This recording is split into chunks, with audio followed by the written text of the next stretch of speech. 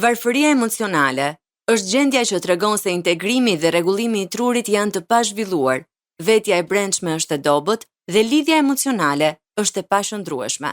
Për të mësuar më shumë rreth kësaj teme, na ndiqni sot në programin Shpresë për ty.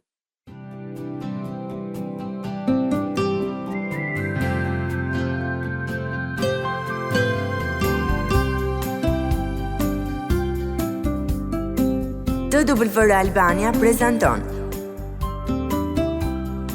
Shpresë për ty.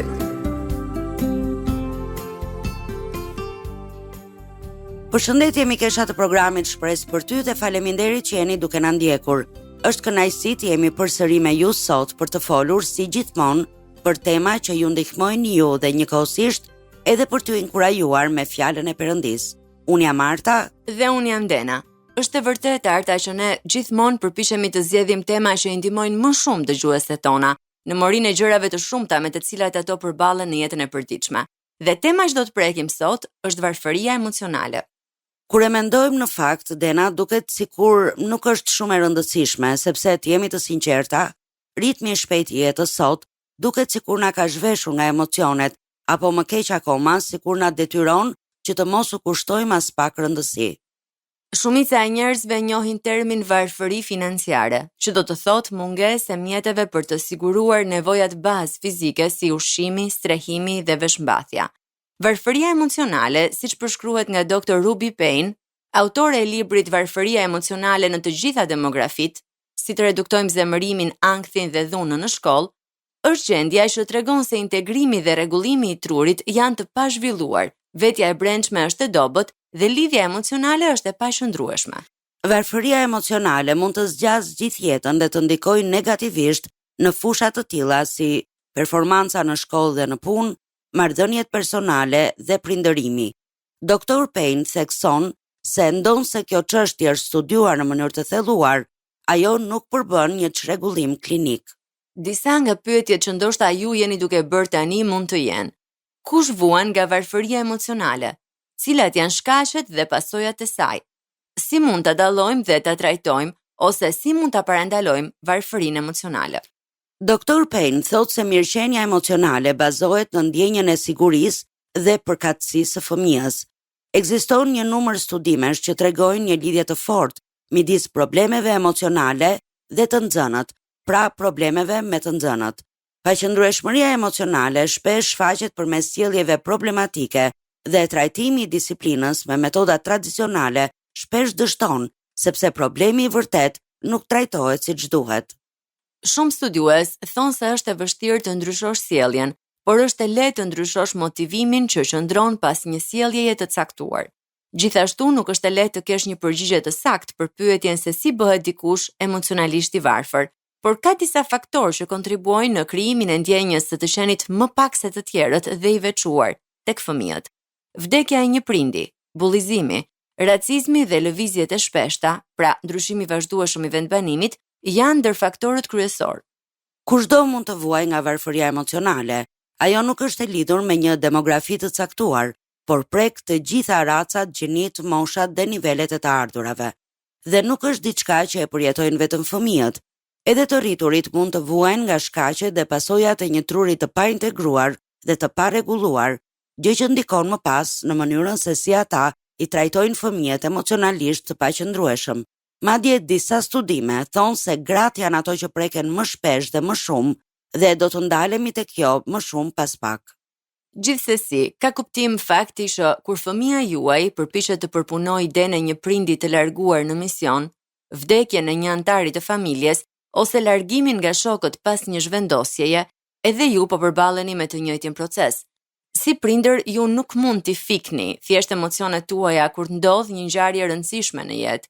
Përpjekja për t'i ndihmuar fëmijët të përballojnë ngjarjet e jetës, ndërkohë që edhe ne po përpiqemi t'i përpunojmë ato vetë, është lodhëse dhe gjendja jonë emocionale ndikon drejt për drejt në mënyrën se si ne trajtojmë gjendjen emocionale të fëmijëve tanë. Ashtu siç fëmijët kalojnë nëpër faza zhvillimi, edhe të rriturit kalojnë nëpër faza të tilla.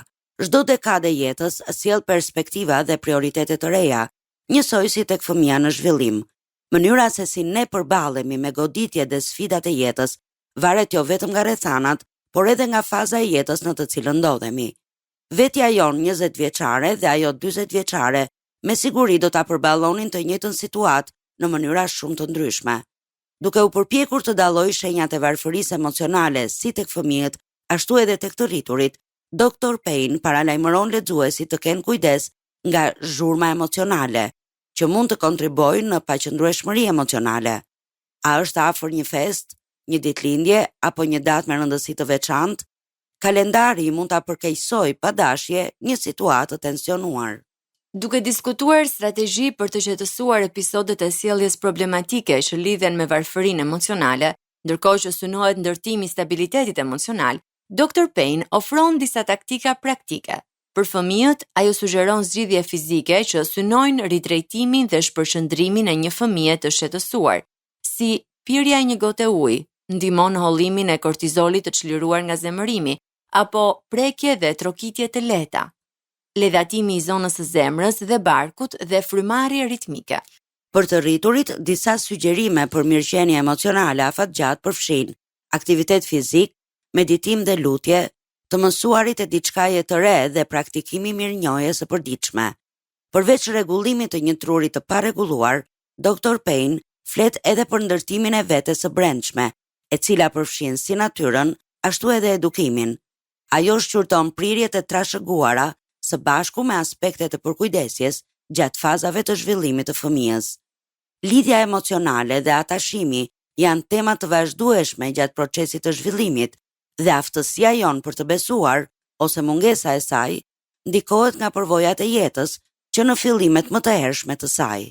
Edhe pse nuk mund të shmangim ngjarjet e jetës që na nxjerrin nga ekuilibri, të kuptuarit e mënyrës se si reagojmë ndaj tyre në lidhje me zhvillimin e trurit, mund të na ndihmojnë shumë për t'i përballuar ato në një mënyrë të shëndetshme.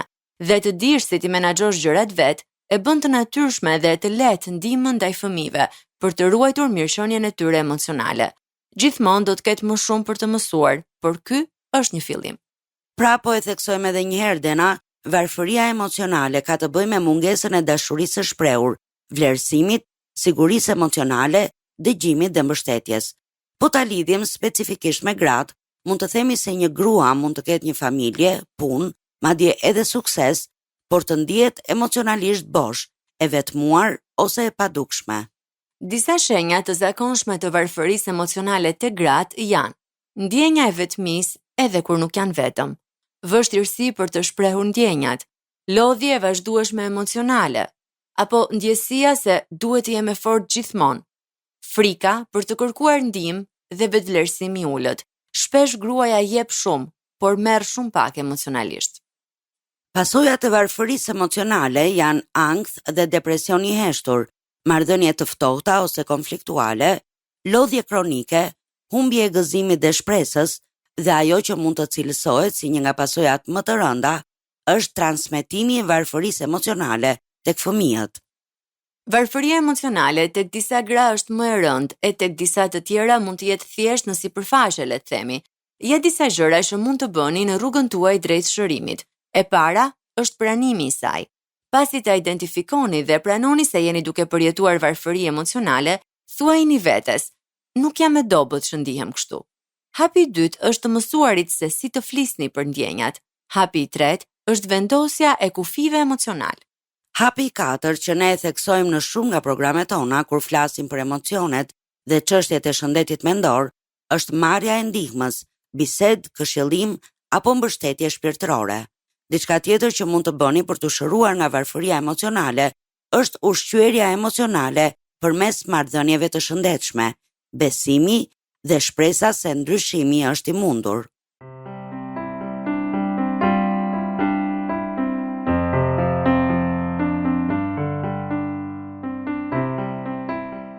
Jemi rikthyer në studio mikesha të dashura, po ndiqni programin Shpresë për ty. Sot jemi duke folur për varfërinë emocionale.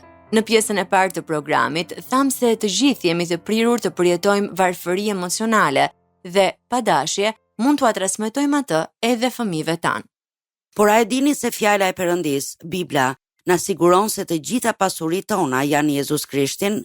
Në të mund të kemi jo vetëm gjithçka që na nevojitet, por edhe shumë më shumë nga sa mund të na jap kjo botë. Ashtu si apostulli Paul, një nga apostujt më të mëdhenj që kanë jetuar ndonjëherë, ti edhe unë kemi fusha të ndryshme misioni. Për Palin, fusha e misionit ishte prekja e jo hebrejve me ungjillin e Jezus Krishtit. Për ne, mund të jenë familjet tona, kolegët në punë, fëmijët, ata që janë brenda rrethit të ndikimit, ose kushdo që Zoti vendos në rrugën tonë. Ne duhet të ndriçojmë errësirën e tyre me dritën e Perëndisë. Gjithsesi, mesazhi që ne predikojmë është i njëjtë me atë të Palit. Ne predikojmë pasuritë e papërshkrueshme të Krishtit. Vargu që na ndihmon të përqendrojmë kohën tonë të lutjes është Efesianëve 3:8, që thotë: "Mua, më të voglit nga të gjithë shenjtorët, mu dha ky hir për të shpallur midis jo hebrejve pasuritë e papërshkrueshme të Krishtit." Fjala që Pali përdor, të papërshkrueshme, do të thotë të pagjurmueshme ose e pamundur për të gjurmuar, si të kërkosh gjurmë që zhduke në borë. Në vende të tjera përkthehet si e pamatshme, e pakuptueshme, e pafundme, pa kufi, e pallogaritshme, e pashtershme dhe pa limit. Kjo përcjell idenë e diçkaje që nuk mbaron kurrë dhe që është përtej masës njerëzore. Çfarë janë pasuritë e papërshkrueshme? Pali e shpreh mrekullinë e pasurive që kemi në Krishtin edhe në pjesën përmbyllëse të këtij kapitulli. Ai thotë tek Efesianëve kapitulli 3 vargjet 20 deri në 21. Tani atij që sipas fuqisë që vepron në ne, mund të bëj jashtë mase më tepër nga sa kërkojmë ose mendojmë. Atij i shoft lavdia në kishën në Krishtin Jezus për të gjithë brezat, në jetë të jetëve. Amen. Duket se ka disa gjëra që Zoti ka përgatitur për ne, të cilat janë thjesht për te kuptimit ton, dhe vlerësimi ynë për atë që tashmë zotërojmë në Krishtin duhet parë në të njëjtën mënyrë, si bekime të pakuptueshme, të pahulumtueshme dhe pa kufi, të derdhura mbi ata që janë më të vegjël se më i vogli i shenjtorëve. Pasuritë e papërshkrueshme të Krishtit nuk janë thjesht dhuratat apo përfitimet që burojnë nga pozicioni ynë në të, por vetë Krishti. Ato janë shfaqja e birit të Perëndisë. Është Perëndia që na pajton me veten e Tij, në personin e birit të Tij, Jezus Krishtit, i cili e zbrazi veten e Tij duke marrë trajt shërbëtori, e u bë ngjashëm me njerëzit dhe duke u gjetur nga pamja jashtme po si njeri, e përuli vetveten duke u bërë i bindur deri në vdekje të kryqit. Ne shpesh kemi prirjen të përqendrohemi më shumë tek përfitimet e njohjes së Krishtit, sesa tek privilegji i madh për ta njohur vetë atë. Ne e lavdërojmë për jetën e përjetshme, për paqen që atë i kalon çdo zgjuarësie, për hirin dhe mëshirën, mbrojtjen dhe shpengimin, dhe shpesh e drejtojmë vështrimin më shumë tek dhurata sesa tek dhuruesi, por të gjitha këto janë përfitime që rrjedhin nga burimi i tyre, që është Krishti. Ai është më shumë se shuma e dhuratave të Tij. Ai është pasuria jonë e papërshkrueshme. Megjithatë, ne duam të jemi të sigurt që falenderojmë atë edhe për pasuritë e dhuratave të Tij, domethënë pasuritë e mirësisë së Tij, durimit dhe zemërgjërësisë, pasuritë e diturisë dhe të njohurisë së Perëndisë, mëshirën e Tij të pasur dhe dashurinë e madhe, pasuritë e lavdisë së Tij, faktin që na jep bujarisht çdo gjë për ta gëzuar, pasuritë e sigurisë së plot të kuptuarit dhe që na shpall të plot në të. Dhe gjithë kjo gjendet në një person të vetëm të përsosur në Jezus Krishtin. Kur fillojmë të kuptojmë madhështinë e pasurive tona të papërshkrueshme në Krishtin, brenda nesh lind uria për të pasur më shumë nga dhuruesi dhe më pak nga dhurata, dhe gjithashtu të mendojmë më shumë për këto pasuri të papërshkrueshme të Krishtit. Disa prej këtyre pasurive janë liria nga faji, falja e çdo mëkati, e të gjitha mëkateve, një përjetësi në një vend shenjtërie dhe lumturie të paprekur nga mëkati, dhe lista vazhdon pafund. Megjithatë, në këto minuta të fundit të programit ton, le të përqendrohemi vetëm në një nga pasuritë e papërshkrueshme të Krishtit që na zbulohen në shkrim. Është një thesar që do të jap një shtys të re ecjes ton me Zotin dhe do të transformojë jetën ton të lutjes. Dhe ky thesar gjendet në këtë të vërtetë: Perëndia është Ati ynë qellor. Pikërisht këtu duhet ta ngadalësojmë pak hapin dhe ta ngulitim këtë të vërtetë në zemrat dhe mendjet tona. Perëndia, krijuesi ynë, përmes birit të Tij, na mundëson, na fton dhe dëshiron prej nesh që ta quajmë atë Atë. Mendoni për 3 zbatime të faktit që Perëndia është Ati ynë qiellor në kohët tona të vështira. Së pari, kur jemi të lënduar edhe të vetmuar, kur kemi nevojë për ngushëllimin e një shoqëruesi që nuk na braktis kurrë, ne kemi mundësinë të jemi shumë pranë me Atin ton qiellor, i cili ka thënë: "Dhe do të jem si një atë për ju, dhe ju do të jeni për mua si bijtë e bijat", thot Zoti i Plotfuqishëm. Së dyti, kur dështojmë dhe bijem në mëkat, kur ndihemi si dështak frymëror dhe sikur kurrë nuk do të arrijmë standardin, ne mund të vrapojmë dhe të prehemi tek Ati ynë qiellor, që thot: "Sepse unë do ta fal paudhësinë e tyre dhe nuk do ta kujtoj më mëkatin e tyre." Së fundi, kur jemi të raskapitur, të lodhur nga lufta që zhvillohet brenda nesh dhe përreth nesh, ne mund të kapemi fort pas Atit ton qiellor që thot: "Kërkom ditën e fatkeqësisë, unë do të të çliroj dhe ti do të më lëvdosh." Po, ne kemi kaq shumë pasuri të papërshkrueshme në Krishtin, pasuri që na jepen falas si dhuratë nga Ati ynë qiellor. Dhe këto pasuri janë për të gjithë ata që e vënë besimin e tyre në Jezus Krishtin dhe pranojnë atë si Zot dhe si shpëtimtar të jetës së tyre. Mikesha të dashura, tani ka ardhur koha të ndahemi, por duam t'ju kujtojmë se mund ta dëgjoni këtë program si edhe programet e tjera Shpresë për ty në YouTube dhe t'i ndani ato me mikeshat tuaja.